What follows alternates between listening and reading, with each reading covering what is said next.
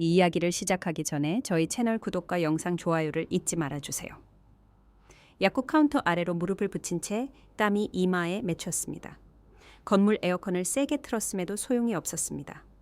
9시간 동안 단 한 번의 휴식도 없이 일한 끝에 아랫배의 통증은 불편함을 넘어 고문에 가까워졌습니다.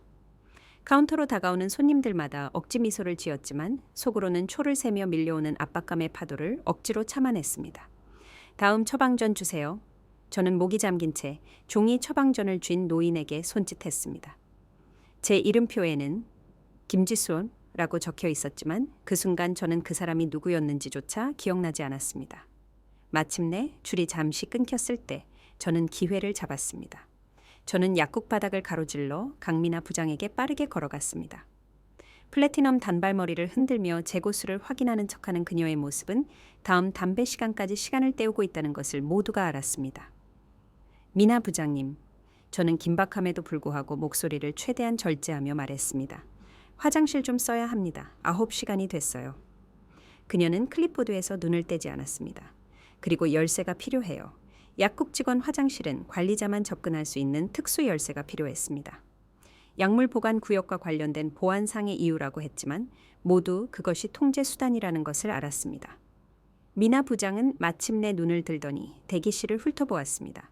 막 3명의 새로운 손님이 줄에 합류한 참이었습니다. 저 사람들 안 보여? 심장약이랑 인슐린이 필요하잖아. 네가 오줌 누러가는 동안 저 사람들이 기다리고 싶겠어? 그녀는 주머니를 두드렸고 저는 그 속에 든 화장실 열쇠의 윤곽을 볼 수 있었습니다. 참든가 아니면 무급으로 퇴근하든가 선택의 굴욕감은 방광의 고통보다 더 뜨겁게 타올랐습니다. 주변의 두 약재 보조원들은 갑자기 알약 새는 일에 엄청난 관심을 보이는 척했습니다. 하지만 오늘 한 번도 쉬지 못했어요. 저는 목소리에 배어나오는 애원하는 어조가 싫었습니다. 개점 시간부터 계속 여기 있었어요. 그럼 근무 전에 갔어야지. 그녀는 등을 돌리며 대답했습니다. 게다가 방금 전 인사평가하는 동안 잠가버렸어. 민감한 문제를 논의하는 중에 직원들이 들락거리는 건 곤란하잖아. 그 인사평가란 미나 부장이 하급 직원들을 울릴 때까지 비판하는 시간일 뿐이었습니다. 그녀의 취미였죠. 제 차례는 내일로 예정되어 있었습니다. 이건 그냥 불편한 정도가 아니에요. 저는 목소리를 낮췄습니다. 위험해요. 약 조제에 제대로 집중할 수가 없어요. 미나 부장은 다시 돌아보며 눈을 가늘게 떴습니다. 환자 처방에 오류를 낼 수도 있다는 말인가? 그건 나한테 즉시 해고 사유로 들리는데 그 위협은 명확하게 존재했습니다. 다음 주에 월세가 있었고 저축은 겨우 20만 원 정도였습니다. 알아서 할게요. 저는 다시 제 자리로 돌아가며 말했습니다. 혈압약 정제를 세는 제 손은 약간 떨렸습니다. 3년 동안 미나 부장의 관리하에 일하면서 그녀가 비용 절감의 기적을 일으킨 사람으로 명성을 쌓는 동안 약국을 체계적으로 망가뜨리는 것을 지켜보았습니다. 휴식 없는 강제 초과 근무, 수치를 올리기 위해 무시되는 안전 규정, 직원은 최소 인력으로 감축되었습니다. 그러면서 그녀는 약국 앞에 지정 주차하는 고급 외제차, 모두가 알아봐 주길 바라는 명품 핸드백, 휴게실 테이블에 실수로 놓고 간 휴가 사진들을 마련하는 성과 보너스를 챙겼습니다. 기다리는 환자에게 처방전 봉투를 건넬 때 주머니 속 휴대폰이 진동했습니다. 근무 중에는 휴대폰을 가지고 있으면 안 됩니다. 하지만 지난 여름 미나 부장이 근무 중 물병 금지 정책을 시행한 후 동료가 탈수증으로 쓰러진 이후로 저는 그 규칙을 어기기 시작했습니다. 문자는 전 동료 박수진에게서 온 것이었습니다. 아직 전화 안 했어? 저는 미나 부장을 힐끗 보았습니다. 그녀는 새로운 보조원에게 처방전 라벨 정렬 문제로 야단치고 있었습니다. 미나 부장이 모르는 사실은 제가 규제 시스템을 그녀보다 훨씬 잘 이해하고 있다는 것이었습니다. 몇 달 동안 저는 약사법, 문서화 요구사항 및 신고 절차를 연구했습니다. 저는 누구에게 전화해야 하는지, 무엇을 말해야 하는지 정확히 알고 있었습니다. 그리고 오늘 몸은 고통스럽고 존엄성은 산산조각 난 채 마침내 한계점에 도달했습니다. 잠시 여기서 멈춰야겠습니다. 만약 이 이야기가 공감되거나 피를 끓게 만든다면 당신은 혼자가 아닙니다. 우리 중 많은 이들이 직장에서 권력 남용을 경험했습니다. 기본적인 인간의 필요를 불편함으로 취급하는 상사를 겪어봤다면 좋아요를 누르고 직장 불이에 맞서는 더 많은 이야기를 들으려면 구독해주세요. 이 이야기가 어떻게 끝나는지 보시면 분명 흥미를 느끼실 겁니다. 제 이름은 김지수이고 3달 전까지만 해도 대형 체인 약국의 선임 약재 보조원이었습니다. 29세에 이혼했고 생물학 학위를 갖고 있었는데 제 인생이 꼬이기 전에는 약학대학으로 가는 발판이 될 예정이었습니다. 저는 흠잡을 데 없이 세부 사항에 집착하는 성격입니다. 장보기 목록을 색깔별로 분류하고 향신료 선반을 가나다 순으로 정리합니다. 이런 꼼꼼함은 제 직업에서는 탁월했지만 동시에 미나 부장이 저지르는 모든 편법, 어기는 모든 규칙, 무시하는 모든 규정을 눈치채게 만들었습니다. 저는 대학 졸업 후 이 약국에서 일을 시작했습니다. 화려한 직업은 아니었지만 안정적이었고 우리의 일이 사람들의 건강에 직접적인 영향을 준다는 사실에 자부심을 느꼈습니다. 전임 약국장 최태웅 밑에서의 처음 인연은 긍정적이었습니다. 그는 엄격하게 운영했지만 직원들을 존중했습니다. 그러다 본사에서 조직 개편을 했고 태욱 약국장은 전보 발령이 났으며 미나 부장이 태풍처럼 등장했습니다. 첫날부터 그녀는 성과 지표만이 중요하다고 분명히 했습니다. 처방 조제 시간, 고객 대기 시간, 직원 대비 처방 비율. 처방 물량이 30% 증가하는 동안 우리 팀을 12명에서 7명으로 줄였습니다. 점심시간은 사치품이 되었습니다. 화장실 방문은 개인의 결함으로 취급되었습니다. 불만을 제기하는 사람은 다음 주에 근무 시간이 신비롭게 줄어드는 것을 발견했습니다. 하지만 저를 가장 괴롭힌 것은 노동법 위반이 아니었습니다. 그것은 안전 문제였습니다. 향정신성 의약품의 재고 수량이 절대 맞지 않았지만 조사 대신 시스템에서 조정되었습니다. 바쁜 시간대에는 적절한 약사 검토 없이 처방전이 확인되었습니다. 배달 트럭이 미나 부장의 점심시간에 도착했을 때 온도에 민감한 약품들이 냉장 보관되지 않은 채 방치되었습니다. 저는 사물함에 보관한 작은 수첩에 모든 것을 기록했습니다. 내부 고발자가 될 계획이었기 때문이 아니라 제 안에 있는 작고 완고한 부분이 결국 누군가는 신경 쓰고 누군가는 들을 것이라고 믿었기 때문입니다. 그 믿음은 이찬희 씨가 쓰러진 날 사라졌습니다. 찬희 씨는 특히 인력이 부족했던 토요일에 학비를 벌기 위해 일하던 22세의 약대 실습생이었습니다. 그는 미나 부장의 감시 아래 10시간 동안 쉬지 않고 광란의 속도로 처방전을 조제했습니다. 마침내 5분만 시간을 내서 뭐라도 먹겠다고 요청했을 때 미나 부장은 눈을 굴리며 압박감을 이겨내지 못하면 소매 약국은 내 길이 아니야 라고 말했습니다. 20분 후 찬희 씨는 실신했고 조제 카운터 모서리에 머리를 부딪혔습니다. 상처는 7바늘을 꿰매야 했습니다. 미나 부장은 이를 근무 전 부적절한 식사 계획으로 인한 직원 과실로 보고했습니다. 그날 밤 저는 병원에 있는 찬희 씨를 방문했습니다. 그는 그만둘 것이라고 말했습니다. 이럴 가치가 없어요. 그는 하얀 베개에 창백한 얼굴로 말했습니다. 어떤 직장도 이럴 가치가 없어요. 찬희 씨가 떠난 후 저는 약국 운영에 대한 규제 요건을 조사하기 시작했습니다. 저녁에는 대한약사회 규정, 식품의약품안전처, 식약처의 향정신성 의약품 요구사항 및 산업안전기준을 연구했습니다. 직원 배치표 스크린샷을 찍고 온도 기록 사진을 찍었으며 미나 부장이 안전규정을 무시한 시간을 기록했습니다. 이것이 저를 그날 제 근무 9시간째로 데려왔습니다. 방광은 고통스러워하고 존엄성은 산산조각 났습니다. 저는 미나 부장이 자기 사무실로 사라지는 것을 지켜보았고 결정을 내렸습니다. 저는 선반들이 보안 카메라로부터 작은 사각지대를 만드는 약물 보관 구역으로 몰래 들어갔습니다. 떨리는 손으로 개인 휴대폰을 꺼냈습니다. 인사팀에 전화하기 위해서가 아니었습니다. 그들은 과거에 소용이 없다는 것이 입증되었습니다. 화장실 문제에 대해 불평하기 위해서도 아니었습니다. 대신 저는 대한약사회 윤리위원회 직통 전화로 전화를 걸었습니다. 전화는 2번 울린 후 한 여성이 받았습니다. 대한약사회 준수관리팀입니다. 저는 심호흡을 했습니다. 서울 강남 지점 237번 약국에 안전하지 않은 조제 관행 및 향정신성 의약품 취급 위반을 신고해야 합니다. 제 목소리는 예상보다 침착했습니다. 환자들이 즉각적인 위험에 처해 있습니다. 위반의 구체적인 내용을 말씀해 주시겠습니까? 여성의 목소리는 전문가다운 어조에서 경계하는 어조로 바뀌었습니다. 실제 재고 수량이 맞지 않을 때 전산 시스템에서 향정신성 의약품 수량이 변경되고 있습니다. 냉장 보관해야 할 약품이 실온에 방치되고 있습니다. 바쁜 시간대에는 적절한 약사 검토 없이 처방전이 확인되고 있습니다. 그리고 직원들이 법적으로 의무화된 휴식을 취하지 못하게 하는 인력 수준은 잠재적인 조제 오류로 이어지고 있습니다. 그녀는 우리의 규정, 물량, 인력에 대해 몇 가지 구체적인 질문을 했습니다. 저는 위반된 정확한 규제 코드를 제공하며 솔직하게 대답했습니다. 이것은 더 이상 화장실 문제가 아니었습니다. 환자 안전에 관한 문제였습니다. 즉시 조사해야 할 것 같습니다. 그녀가 마침내 말했습니다. 성함을 알려주시겠습니까? 저는 주저하며 월세를 생각했습니다. 지금은 익명으로 남아있고 싶습니다. 알겠습니다. 특히 향정신성 의약품에 대해 설명하신 내용을 바탕으로 오늘 예고 없는 감사를 실시하겠습니다. 현재의 약국은 영업 중인가요? 예, 저녁 8시까지요. 신고해 주셔서 감사합니다. 저희는 이 문제를 매우 심각하게 받아들이고 있습니다. 저는 전화를 끊었고 심장이 너무 세게 뛰어 모두가 들을 수 있을 것 같았습니다. 휴대폰을 주머니에 넣고 처방전 카운터로 돌아갔는데 마침 미나 부장의 사무실 전화가 울렸습니다. 저는 그녀의 사무실 유리 칸막이를 통해 그녀가 전화를 받는 것을 지켜보았습니다.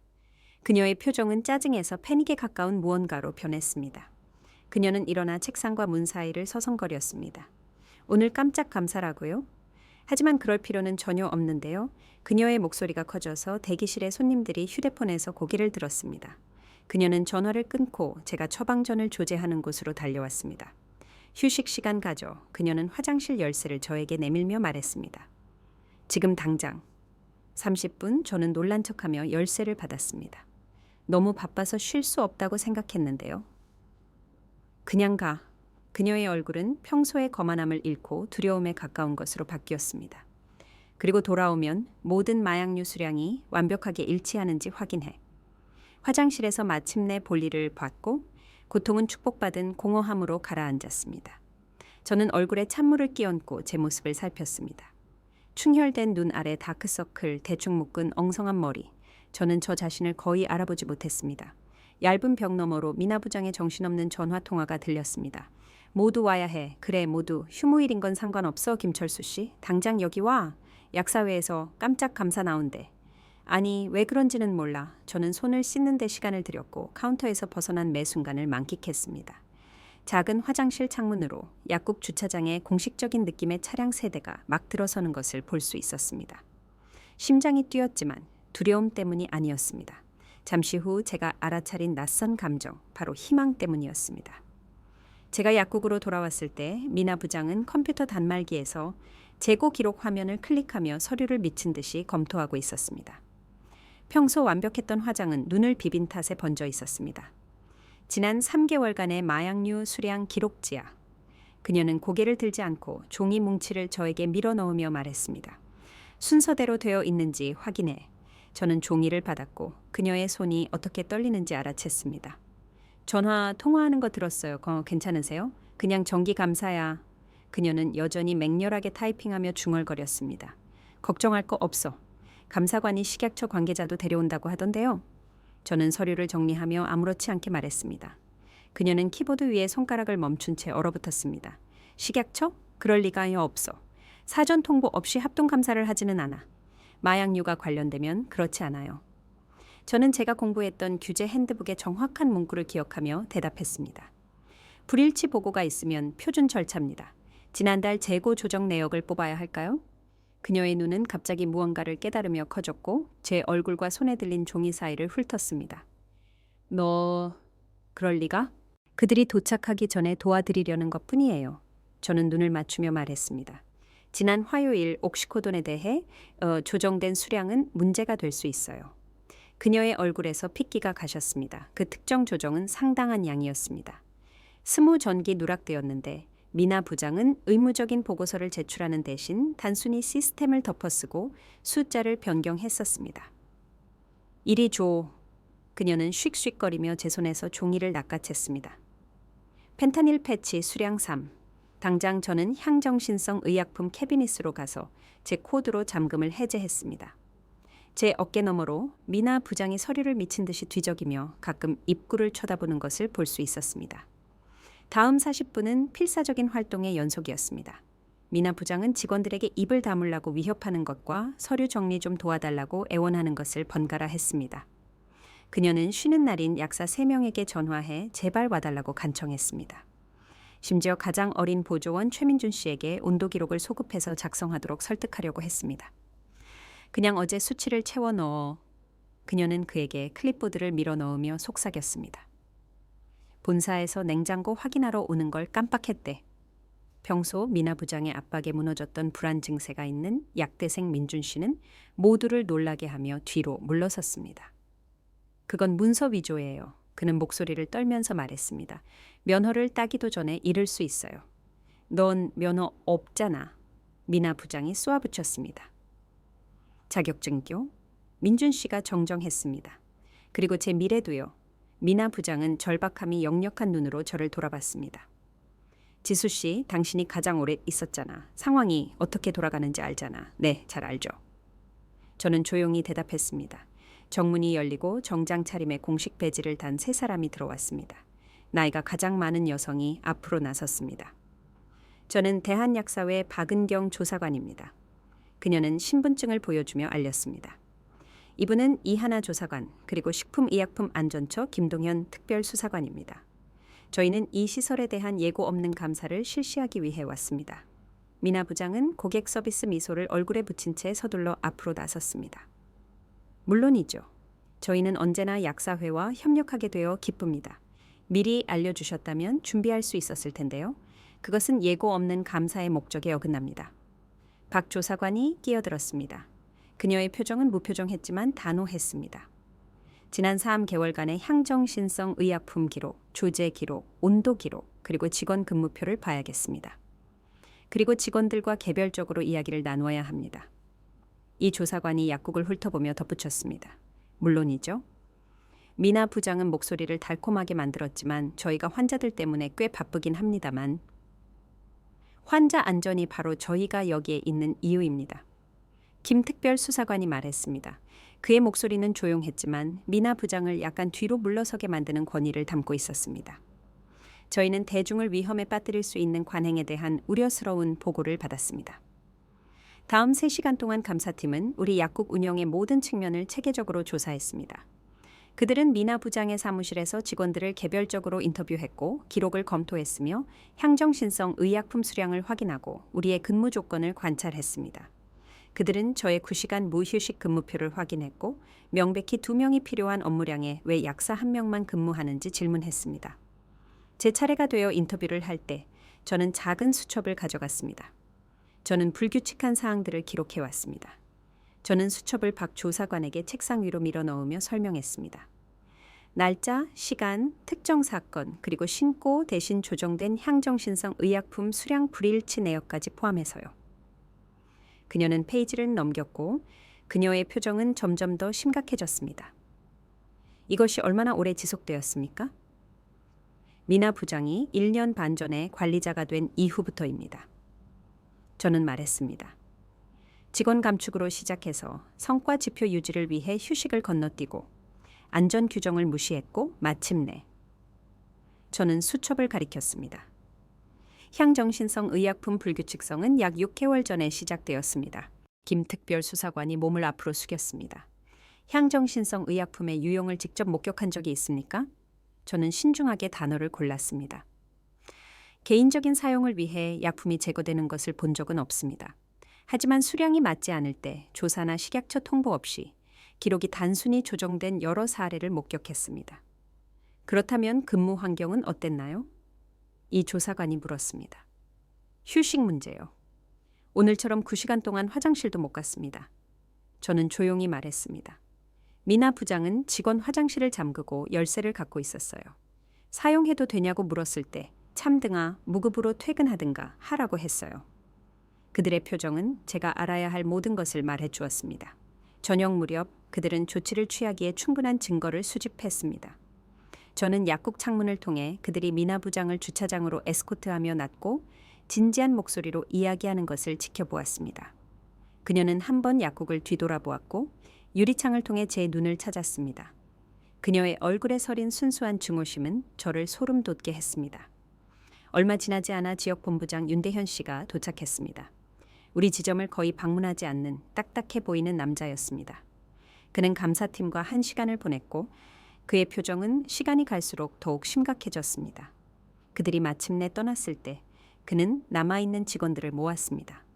저희는 이 조사 결과를 매우 심각하게 받아들이고 있다는 것을 알려드리고 싶습니다. 그는 누구의 눈도 마주치지 않으며 말했습니다. 미나 부장은 추가 조사가 있을 때까지 무기한 휴직 처리되었습니다. 당분간은 시내 지점의 박승현 약사님이 임시 약국장으로 오실 겁니다. 승현 약사님은 20년 동안 회사에 근무한 베테랑 약사였습니다. 그는 원칙대로 일하기로 유명했습니다. 그럼 인력 문제는요? 제가 물었습니다. 저희는 몇 달 동안 위험한 수준으로 운영되어 왔습니다. 대현 본부장은 불편하게 몸을 움직였습니다. 그 문제는 해결될 것입니다. 인력 수요를 평가하는 동안 앞으로 2주 동안 초과 근무를 승인하겠습니다. 우리는 모두 그것이 무엇을 의미하는지 알았습니다. 그들은 문제를 인식했지만 더 많은 직원을 고용하겠다고 약속하는 대신 기존 최소 인력에게 더 많은 돈을 지불하여 지속 불가능한 시간 동안 계속 일하게 만들겠다는 뜻이었습니다. 저는 그날 밤 집으로 운전하면서 기쁘기도 했고 두렵기도 했습니다. 몇 달 동안 침묵 속에서 기록한 후 마침내 행동을 취했습니다. 미나 부장은 심각한 결과를 맞이하고 있었습니다. 하지만 저는 제 직업이 여전히 위험할 수 있다는 것을 알고 있었습니다. 내부 고발자들은 보호법에도 불구하고 회사에서 좋은 대우를 받는 경우가 거의 없었습니다. 그날 저녁 제 아파트는 평소보다 더 공허하게 느껴졌습니다. 3년 전 이민재 씨와 이혼한 후 이사 온 곳으로 넓었던 집에서 이 원룸으로 줄였지만 여전히 임시 거처처럼 느껴졌습니다. 남은 파스타를 두고 걱정하는 동료들의 메시지를 스크롤하는 동안 침묵이 짓눌렀습니다. 내가 떠난 후에 무슨 일이 있었어? 민준 씨가 문자를 보냈습니다. 미나 부장님, 누군가 살해할 것 같았어. 식약처 사람들이 온 거 진짜야? 이것은 오전에 일하는 이선우 씨에게서 온 문자였습니다. 저는 그들의 질문에 모호하게 대답했습니다. 제가 서면으로 적는 모든 것이 이후의 조사에 잠재적으로 사용될 수 있다는 것을 갑자기 깨달았기 때문입니다. 휴대폰을 내려놓으려는데 전화가 울렸습니다. 모르는 번호였습니다. 여보세요? 저는 조심스럽게 받았습니다. 김지수 씨 맞으십니까? 전문가답지만 따뜻한 여성의 목소리였습니다. 네, 맞습니다. 저는 지역본부장 정수현입니다. 오늘 약국에서 일어난 일 때문에 전화드렸습니다. 제 속이 울렁거렸습니다. 지역본부장이 직원에게 개인적으로 전화하는 일은 무언가 매우 잘못되었거나 매우 잘 되었을 때뿐이었습니다. 오늘 조사관들에게 문서를 제공하셨다고 들었습니다. 제가 즉시 대답하지 않자 그녀가 말을 이었습니다. 네, 제 목소리는 제 귀에도 멀게 들렸습니다. 환자 안전을 위해 필요하다고 느꼈습니다. 예비조사 결과를 검토했습니다. 그녀가 말했습니다. 적어도 우려스럽다고 할 수 있습니다. 가능하시다면 내일 아침 근무 전에 뵙고 싶습니다. 저는 해고당하는 걸까요? 승진하는 걸까요? 그녀의 어조로는 알 수 없었습니다. 네, 괜찮습니다. 저는 간신히 대답했습니다. 좋습니다. 지역본부 제 사무실에서 아침 8시입니다. 보안 데스크에 귀하를 알려두겠습니다. 그녀는 잠시 멈췄습니다. 그리고 지수 씨, 용기에 감사드립니다. 모든 사람이 당신이 한 일을 하지는 않았을 겁니다. 전화가 끊어졌고 저는 혼란 속에 휴대폰을 바라보았습니다. 용기에 감사드립니다. 는 해고의 서곡처럼 들리지는 않았지만 저는 회사의 상투적인 말들을 믿지 않는 법을 배웠습니다. 저는 그날 밤 거의 잠을 이루지 못했습니다. 회의에서 무슨 말을 할지 연습하고 해고될 경우 제 저축이 얼마나 버틸지 계산하고 고용 변호사에게 연락해야 할지 고민했습니다.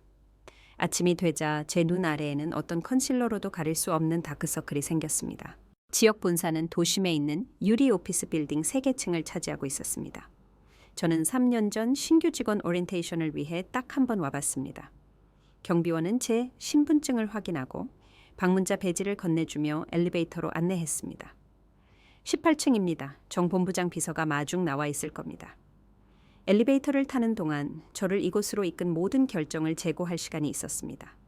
더 오래 침묵해야 했을까? 더 많은 증거를 모아야 했을까? 먼저 대현 본부장에게 가야 했을까? 하지만 마음 깊은 곳에서는 제가 옳은 일을 했다는 것을 알았습니다. 환자들의 건강과 어쩌면 생명이 위험에 처해 있었습니다. 엘리베이터 문이 열리자 깔끔한 정장 차림의 젊은 남자가 기다리고 있는 접수 공간이 나타났습니다. 김지수 씨, 저는 정 본부장 비서 이준호입니다. 본부장님께서 기다리고 계십니다. 그는 저를 유리벽과 도시 전망이 있는 모퉁이 사무실로 안내했습니다. 제가 들어서자 정수현 본부장이 일어섰고 악수를 청했습니다. 그녀는 제가 예상했던 것보다 젊었고 아마도 40대 초반이었으며 단호한 악수와 아무것도 놓치지 않는 예리한 눈을 가지고 있었습니다. 와주셔서 감사합니다, 지수 씨. 그녀는 책상 맞은편 의자를 가리키며 말했습니다. 커피 드릴까요? 아니요, 그건 괜찮습니다. 제 속은 카페인을 생각하기에는 너무 울렁거렸습니다. 그녀는 앉아 두 손을 책상 위에 포겠습니다. 바로 본론으로 들어가겠습니다. 귀하의 지점에서 문서화된 위반 사항들은 제가 이 회사에서 15년 동안 본 것 중 가장 심각한 축에 속합니다. 기록 위조, 향정신성 의약품 불일치, 노동법 위반, 무시된 안전 규정. 저는 고개를 끄덕이며 해고를 알리는 하지만이 나오기를 기다렸습니다. 대신 그녀는 계속했습니다. 약사회는 이미 미나 부장의 면허에 영향을 미칠 수 있는 절차를 시작했습니다. 식약처는 향정신성, 의약품 불규칙성을 조사하고 있으며 저희 내부 감사팀도 지난 2년간의 모든 기록을 검토하고 있습니다. 알겠습니다. 저는 여전히 최악의 상황을 기다리며 말했습니다. 수연 본부장은 잠시 저를 살펴보았습니다. 저희와 함께한 지 3년 되셨죠? 전임 약국장 밑에서의 성과 평가는 모범적이었습니다. 태웅 약국장님이 당신을 매우 칭찬하셨어요. 태웅 약국장님은 훌륭한 관리자였습니다. 저는 조심스럽게 말했습니다. 네, 그랬죠. 저희가 그를 전보 발령 보내지 말았어야 했어요. 그녀는 한숨을 쉬었습니다. 솔직히 말해 지수 씨, 저희가 실패했습니다. 이러한 상황이 지속되도록 허용함으로써 환자, 직원, 그리고 우리의 직업적 의무에 대해 실패했습니다. 이제 문제는 이것을 어떻게 고치느냐입니다. 그녀는 책상 위에 놓인 조직도처럼 보이는 서류처를 열었습니다. 저희는 귀에게 해당 지점의 임시 운영 관리자 직책을 제안하고 싶습니다. 즉시 발효됩니다. 저는 그녀를 쳐다보았고 제가 잘못 들은 것이 아닌지 확신할 수 없었습니다. 임시 관리자라니 저 말인가요? 물론 적절한 인력 수준과 조정된 보수가 따릅니다. 수연 본부장이 문서를 저에게 밀어넣으며 말을 이었습니다. 여기에 조건이 요약되어 있습니다. 저희는 즉시 2명의 정규직 보조원과 약사 1명을 추가로 고용할 것입니다. 귀하의 기본 급여는 30% 인상되며 분기별 성과 보너스가 지급될 것입니다. 저는 숫자를 훑어보았고 거의 숨을 헐떡일 뻔했습니다. 보수는 제가 현재 받는 것의 거의 2배였습니다. 저 이해가 안 됩니다. 저는 간신히 말했습니다. 저는 약사도 아닙니다. 그냥 선임 보조원일 뿐인데요. 귀하는 환자 안전과 직업 윤리에 대한 탁월한 헌신을 보여준 선임 보조원입니다. 수연 본부장이 정정했습니다. 귀하는 심각한 문제를 인식하고 그것들을 꼼꼼하게 문서화했으며 개인적인 위험에도 불구하고 필요할 때 행동을 취했습니다. 이것이 바로 저희가 리더십에서 필요로 하는 자질입니다. 그녀는 몸을 앞으로 숙였습니다. 물론 책임 약사는 모든 임상 업무를 처리할 것입니다. 귀하는 운영, 인력 배치 및 규정 준수를 감독하게 됩니다. 영구적인 대체 인력을 찾을 때까지 승현 약사님과 협력하게 되며 경영 교육을 제공할 것입니다. 제 머리는 가능성과 문제들을 빠르게 계산했습니다. 직원들은요, 미나 부장님 일 때문에 저를 싫어할 수도 있어요. 제가 알기로는 그들 대부분도 그녀의 관리 방식의 피해자였습니다. 수연 본부장이 말했습니다. 하지만 저항이 있다면 해결하겠습니다. 중요한 것은 적절한 규약을 복원하고 직원 사기를 재건하는 것입니다. 저는 병원에 누워있던 찬희 씨, 문서 위조를 강요받았던 민준 씨, 그리고 지치고 서두르는 보조원들이 조제한 약을 받은 수많은 환자들을 생각했습니다. 수락하겠습니다. 저는 제 목소리의 단호함에 저 자신이 놀랐습니다. 하지만 조건이 있습니다. 수연 본부장은 눈썹을 치켜떴지만 계속하라는 듯 고개를 끄덕였습니다. 첫째, 미나 부장의 지시를 강요받아 따랐던 모든 직원에게 완전한 사면을 해주십시오. 조사관에게 말하는 누구에게도 보복이 없어야 합니다. 둘째, 새로운 직책에 대한 모든 채용을 제가 직접 검토하고 싶습니다. 무슨 일이 일어났는지 이해하고 재발을 막기 위해 헌신할 사람이 필요합니다. 셋째, 예산 압력에 관계없이 적절한 인력 배치가 유지될 것이라는 서면 확인을 원합니다. 저는 반발을 예상했지만 수현 본부장은 이미 고개를 끄덕이고 있었습니다. 그 조건들은 합리적이며 저희의 개선 계획과 일치합니다. 다른 것은 없습니까? 저는 잠시 생각했습니다. 네, 이찬희 씨에게 연락하여 관심이 있다면 더 높은 급여로 원래 직책을 제안해 주셨으면 합니다. 찬희 씨는 쓰러지기 전까지 우리 최고의 실습생 중 한 명이었습니다. 다쳤던 젊은이군요. 수현 본부장이 메모했습니다. 그렇게 하겠습니다. 이틀 후 저는 보조원이 아닌 임시 운영 관리자로 약국에 들어섰습니다. 분위기는 안도감, 호기심, 피로가 뒤섞인 이상한 느낌이었습니다. 일부 직원들은 미나 부장의 관행이나 제 내부 고발과 연관되는 것을 두려워하는지 눈을 피했습니다. 다른 직원들은 일정 및 절차에 대한 질문과 함께 즉시 다가왔습니다. 임시 책임 약사인 승현 약사님은 우리가 필요로 했던 바로 그 사람이었습니다. 경험이 풍부하고 원칙에 충실하며 사무실 정치에는 전혀 관심이 없었습니다. 저는 약물이 안전하고 합법적으로 조제되도록 하는데 집중할 것입니다. 그는 첫 회의에서 저에게 말했습니다. 당신은 사람들과 서류 작업을 처리하십시오. 저는 약제를 처리하겠습니다. 제 첫 주는 교육, 채용 면접, 시스템 수정으로 정신없이 지나갔습니다. 저는 제가 처음 문서화했던 것보다 훨씬 더 많은 위반 사항을 발견했습니다. 유통기한이 지난 약품이 새로운 날짜로 재포장되었습니다. 적절한 확인 없이 처방 전 이관이 처리되었습니다. 향정신성 의약품 처방이 법적 한도를 초과하여 조제되었습니다. 각 발견은 미나 부장이 망가뜨린 것을 고치려는 제 결심을 강화했습니다. 두 주째가 되자 우리는 3명의 새로운 보조원과 정규직 약사를 고용하여 인력을 적절한 수준으로 끌어올렸습니다. 그 차이는 즉각적이었습니다. 대기 시간이 줄고 적절한 휴식이 주어졌으며 가장 중요하게는 각 처방전을 신중하게 확인할 시간이 생겼습니다.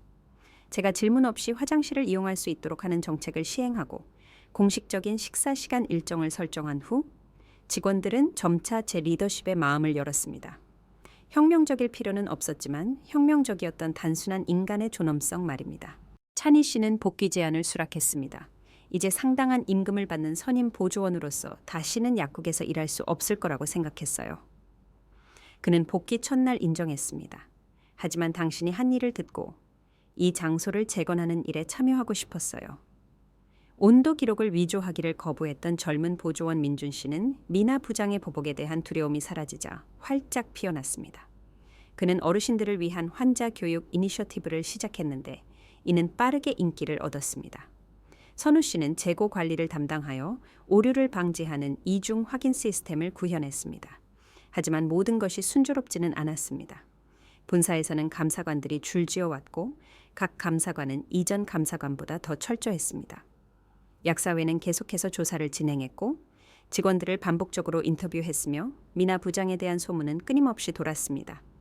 그녀가 변호사들과 이야기하는 모습이 포착되었다고 했습니다. 그녀가 회사를 고소할 계획이라고 했습니다. 그녀가 다른 도시로 이사하고 있다고 했습니다. 저는 제 새로운 역할에 들어선 지 3주가 될 때까지 직접적으로 아무것도 듣지 못했습니다. 그때 제 아파트로 내용 증명 우편이 도착했습니다. 봉투를 뜯을 때 제 손은 떨렸습니다. 경고장으로 시작하는 편지였습니다. 그것은 미나 부장의 변호사로부터 온 것으로 제가 허위 비난으로 그녀의 직업적 명성을 회복 불가능하게 손상시켰다고 악의적으로 비방했다고 주장했습니다. 편지는 제가 약사회와 회사 경영진에게 한 진술을 철회하거나 5억 원이 넘는 손해배상을 청구하는 소송에 직면해야 한다고 요구했습니다. 저는 식탁에 앉아 편지를 계속 읽었고 두려움이 뱃속에서 뭉쳤습니다. 저는 법적 싸움을 감당할 수 없었습니다. 새 급여에도 불구하고 이혼 후 저축을 겨우 재건하기 시작했을 뿐이었습니다. 설령 결국 승소하더라도 소송은 저를 파산시킬 수 있었습니다. 저는 다음 날 아침 수현 본부장에게 전화했고 떨리는 목소리로 상황을 설명했습니다. 그 편지를 저에게 전달하세요. 그녀는 침착하게 말했습니다. 저희 법무팀이 처리할 것입니다. 귀하는 합법적인 안전 문제를 보고하는 직원으로서 행동하고 있습니다. 회사가 모든 법적 비용을 부담할 것입니다. 저는 그녀를 믿고 싶었지만 의구심이 남아 있었습니다. 기업은 항상 자신을 먼저 보호합니다. 저를 희생시키는 것이 편리해지면 그들이 주저할까요? 그날 오후 저는 또 다른 충격을 받았습니다. 미나 부장의 자리였던 제 새 사무실에서 일정 요청을 검토하고 있는데 대현 본부장이 문 앞에 나타났습니다. 이야기 좀 해야겠습니다. 그는 문을 닫고 들어오며 말했습니다. 그의 표정은 심각했습니다. 식약처 조사가 확대되었습니다. 지난 2년간의 모든 향정신성 의약품 취급 내역을 검토하고 있습니다. 적절해 보입니다. 저는 조심스럽게 대답했습니다. 그들이 귀하의 기록을 포함하여 모든 직원 기록을 요청했습니다. 그는 목소리를 낮췄습니다.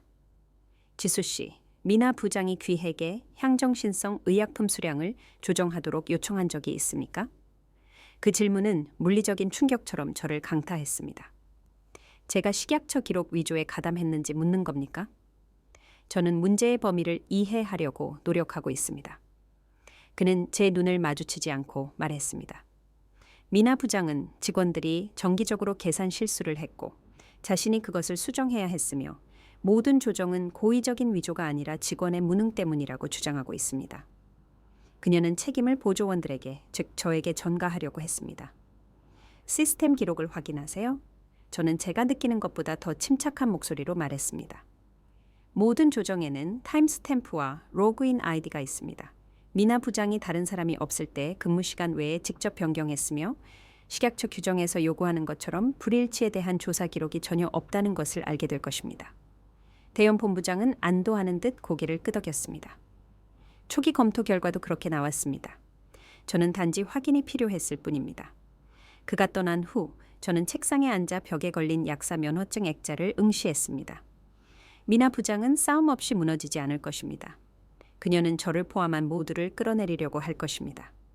저는 그날 밤 거의 잠을 이루지 못했고 최악의 시나리오를 상상했습니다. 만약 증거가 파괴되었다면, 만약 미나 부장이 어떤 식으로든 제 로그인 정보를 사용했다면, 만약 회사가 저를 자산이 아닌 부담으로 결정한다면, 제 휴대폰이 아침 6시 30분에 울렸습니다. 모르는 번호였습니다. 여보세요? 저는 심장이 뛰는 채로 받았습니다. 지수 씨, 저 승현 약사입니다. 오늘 출근하지 마세요. 식약처가 경찰과 함께 여기 와 있습니다. 기록과 컴퓨터를 압수하고 있습니다. 뭐라고요? 왜요? 저는 이제 완전히 잠이 깼습니다. 자세한 내용은 모르지만 심각합니다. 형사 고발에 대해 언급했어요. 그의 목소리가 속삭임으로 바뀌었습니다. 제 생각에 그들이 아주 큰 뭔가를 찾은 것 같아요. 저는 하루 종일 불안한 상태로 보냈고 업데이트를 확인하기 위해 휴대폰을 강박적으로 확인했습니다. 정오쯤 수현 본부장이 전화했습니다. 식약처가 귀하의 약국을 통해 향정신성 의약품이 유통되고 있었다는 증거를 찾았습니다. 그녀는 서두 없이 말했습니다. 지난 1년 반 동안 상당량의 옥시코돈과 펜타닐 패치입니다. 제 피가 차가워졌습니다. 어떻게? 가짜 환자들을 위해 처방전이 입력되고 조제된 다음 시스템에서 취소되고 있었습니다. 약품은 실제 환자에게 도달하지 않았습니다. 그래서 수량이 맞지 않았던 거군요. 저는 속삭였습니다. 조각들이 맞춰지고 있었습니다. 그래서 미나 부장이 불일치를 보고하는 대신 재고를 조정했던 거군요. 맞습니다. 식약처는 약물들이 불법적으로 판매되고 있었다고 보고 있습니다. 수현 본부장이 멈췄습니다. 미나 부장은 오늘 아침 구속되었습니다. 이 소식은 안도감을 가져왔어야 했지만 대신 새로운 불안감이 피어났습니다. 나머지 직원들은요? 우리도 연루될 수 있나요? 증거는 미나 부장이 혼자 일했으며 아마도 외부 공범이 있었음을 분명히 보여줍니다. 시스템 조정은 모두 그녀가 약국에 혼자 있을 때 그녀의 로그인으로 이루어졌습니다. 수현 본부장의 목소리가 부드러워졌습니다. 귀하의 문서는 실제로 다른 직원들이 연루되지 않았음을 증명하는 데 도움이 되었습니다. 진술은 해야겠지만 귀하들은 수사 대상이 아닙니다. 이틀 후 제가 마침내 직장에 돌아왔을 때 분위기는 침울했지만 단호했습니다. 직원들은 광범위하게 신문을 받았습니다. 하지만 수현 본부장이 예측했듯이 증거는 미나 부장이 약국 내에서 혼자 행동했음을 분명히 보여주었습니다. 그녀는 별도의 처방전 기록 세트를 가지고 있었습니다. 승현 약사님이 문을 열 준비를 하면서 설명했습니다. 바쁜 시간에 아무도 눈치채지 못하도록 합법적으로 보이는 처방전을 입력하고 보험 처리를 한 다음 나중에 시스템에서 취소하고 재고를 일치시키기 위해 조정했습니다. 약물은 실제 환자에게 가지 않았습니다. 그럼 어디로 간 걸까요? 찬희 씨가 물었습니다. 승현 약사님은 고개를 저었습니다. 식약처는 세부 사항을 공유하지 않고 있지만 소문에 따르면 그녀는 약물을 판매하는 외부인과 공모했다고 합니다. 시가로 수억 원에 달했을 겁니다. 그 사실에 저는 아연실색했습니다. 저는 미나 부장이 회사 보너스를 위해 편법을 쓰고 직원들을 괴롭히고 심지어 위험한 태만을 저질렀다고 의심했지만 마약 유통 조직의 중심일 거라고는 생각하지 못했습니다. 그것이 그녀의 명품 핸드백, 고급 외제차, 값비싼 휴가를 설명했습니다. 그것이 그녀가 감사를 막기 위해 왜 그토록 필사적이었는지 설명했습니다. 이어진 몇 주 동안 우리는 시스템과 명성을 재건했습니다. 새로운 안전 규정들이 시행되었습니다. 모든 향정신성 의약품에 대해 이중 확인이 의무화되었습니다. 직원들은 의심스러운 패턴을 인식하고 보고하도록 교육받았습니다. 가장 중요한 것은 문화가 두려움에서 협력으로 바뀌었다는 것입니다. 모든 것을 바꾼 감사로부터 3개월 후 저는 또 다른 내용 증명 우편을 받았습니다. 이번에는 대한약사회에서 미나 부장의 면허 취소 청문회에 참석을 요청하는 것이었습니다. 제가 목격한 것에 대해 증언해야 했습니다. 다시 미나 부장을 마주해야 한다는 생각은 저를 두려움으로 가득 채웠습니다. 그녀의 형사 고발에도 불구하고 이제 우리가 그녀의 행적에 대해 알고 있는 모든 것에도 불구하고 제 일부는 여전히 그녀를 두려워했습니다. 기본적인 인간의 존엄성을 거부당하고 생계를 위협받고 버려도 되는 존재로 취급받았던 기억 때문이었습니다. 청문회 전날 밤 저는 화장실 거울 앞에서 제가 할 말을 연습했습니다. 저를 응시하는 여성은 몇 달 전 마침내 한계점에 도달했던 지치고 위축된 보조원과는 달라 보였습니다. 제 자세는 더 굳었고 눈은 맑았으며 목소리는 안정적이었습니다. 저는 더 이상 단지 생존하는 것이 아니었습니다. 저는 번성하고 있었습니다. 다음 날 아침 저는 손에 문서를 들고 책임감의 무게를 짊어진 채 청문회장으로 걸어 들어갔습니다. 이 증언은 단지 미나 부장의 처벌에 관한 것이 아니었습니다. 그것은 가장 위험한 방식으로 직업적 맹세를 위반한 사람으로부터 미래의 환자들을 보호하는 것에 관한 것이었습니다. 제가 증인석에 앉았을 때 저는 감사일 이후 처음으로 미나 부장을 보았습니다. 그녀는 변호사와 함께 앉아 있었고 한때 완벽했던 플래티넘 단발머리는 이제 자라나 검은 뿌리를 드러내고 있었습니다. 명품 옷은 그녀가 얼마나 살이 빠졌는지 숨길 수 없는 보수적인 정장으로 대체되었습니다. 하지만 그녀의 눈은 제 눈과 마주쳤을 때 여전히 똑같은 차가운 분노로 불타고 있었습니다. 저는 깊은 숨을 쉬고 수첩을 열었습니다. 제 진실을 말할 준비가 되었습니다. 이사회 의장이 증언을 요청하자 청문회장은 조용해졌습니다. 5명의 엄격한 표정의 약학 전문가들이 긴 테이블 뒤에 앉아 있었고 그들 앞에는 파일이 펼쳐져 있었습니다. 제 오른쪽에는 법원 속기사의 손가락이 속기 기계 위를 맴돌았습니다. 기록을 위해 귀하의 성함과 직책을 말씀해 주십시오. 의장이 지시했습니다. 김지수, 14지점 237 약국의 운영관리자입니다. 그리고 강민아 씨가 약국 관리자였을 때 귀하의 직책은 무엇이었습니까? 선임 약재 보조원이었습니다.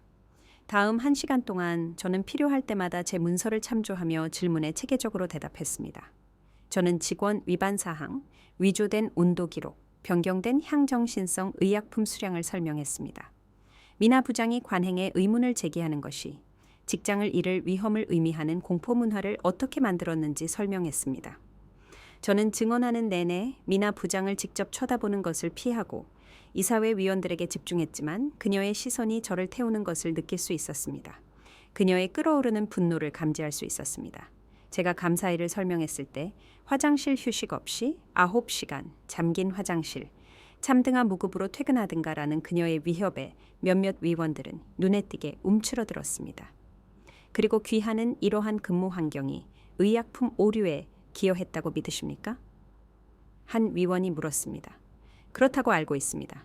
저는 단호하게 대답했습니다. 직원들이 육체적으로 불편하고 기본적인 필요를 거부당하고 불가능한 성과 지표를 맞추기 위해 서두를 때 실수는 발생합니다. 저는 미나 부장 밑에서 일한 마지막 달에 17건의 근접 오류를 문서화했습니다.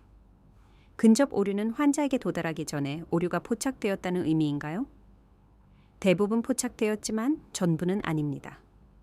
저는 힘들게 침을 삼켰습니다. 한 환자는 확인이 서둘러 진행되어 2배 용량의 한근고제를 받았습니다. 그는 출혈 합병증으로 입원했습니다. 웅성거림이 방을 가득 채웠습니다. 미나 부장의 변호사는 격렬하게 메모했습니다. 제가 끝났을 때 미나 부장의 변호사가 반대 신문을 위해 일어섰습니다. 그는 깔끔하고 자신감 넘쳤으며 값비싼 정장과 연습된 미소를 짓고 있었습니다. 김지수 씨, 귀하가 낮은 성과로 징계를 받은 후에야 이러한 주장을 보고한 것이 사실이 아닙니까? 아닙니다. 저는 대답했습니다. 저는 성과 문제로 징계를 받은 적이 없습니다. 그는 연극적인 혼란을 보이며 메모를 참고했습니다. 하지만 강민아 씨는 감사 바로 다음 날 귀에게 성과 평가를 예정했다고 진술했습니다. 그렇습니다. 그러니까 귀하는 징계를 초래할 수 있었던 성과 평가 직전에 이러한 위반 사항을 보고한 것이군요. 그가 말을 가로막았습니다. 저는 심호흡을 했고 흔들리기를 거부했습니다. 이른바 성과 평가는 협박 전술로 사용되었고 저는 향정신성 의약품 유용과 환자 안전이 위협받는 것을 목격했기 때문에 위반 사항을 보고했습니다. 귀하는 강민아 씨의 해임으로 상당한 이득을 얻지 않았습니까? 그의 목소리는 암시로 가득했습니다. 승진, 상당한 임금 인상, 새로운 권한. 저는 위기에 처한 약국에서 아무도 원하지 않는 직책을 수락했습니다. 저는 정정했습니다. 그 지점은 강민아 씨의 관리하에 직원의 절반을 잃었고 여러 기관의 조사를 받고 있었습니다. 신문은 계속되었고 제 신뢰도를 훼손하려는 모든 시도는 침착하고 사실적인 답변으로 맞받아쳤습니다. 미나 부장의 변호사가 마침내 자리에 앉았을 때 의장은 제가 덧붙일 말이 있는지 물었습니다. 저는 처음으로 미나 부장을 직접 마주했습니다. 저는 개인적인 이득이나 앙심 때문에 위반 사항을 보고한 것이 아닙니다. 환자들이 위험에 처해 있었고 제 동료들이 고통받고 있었기 때문에 보고했습니다. 강민아 씨는 성과 지표와 이익을 위해 기본적인 인간의 존엄성이 거부되는 조건을 만들었습니다. 일부는 합법적이었고 일부는 범죄였습니다. 약국은 단지 알약과 처방전에 관한 것이 아닙니다. 그것은 신뢰에 관한 것입니다. 환자들은 우리에게 그들의 건강, 종종 그들의 생명을 맡깁니다. 강민아 씨는 그 신뢰를 체계적이고 고의적으로 배신했습니다. 미나 부장의 얼굴은 표정 변화가 없었지만 그녀의 손은 테이블 모서리를 너무 세게 쥐어 너클이 하얗게 변했습니다. 이사회는 30분도 차에 되지 않아 결정을 내렸습니다. 면허 즉시 취소, 최소 5년간 재취득 불가. 의장은 광범위한 위반 사항을 읽어 내려갔고 미나 부장의 행동이 이 이사회가 최근 기억하는 가장 심각한 직업윤리 위반을 나타낸다는 진술로 결론지었습니다. 청문회가 끝나자 저는 제 문서를 챙겼습니다.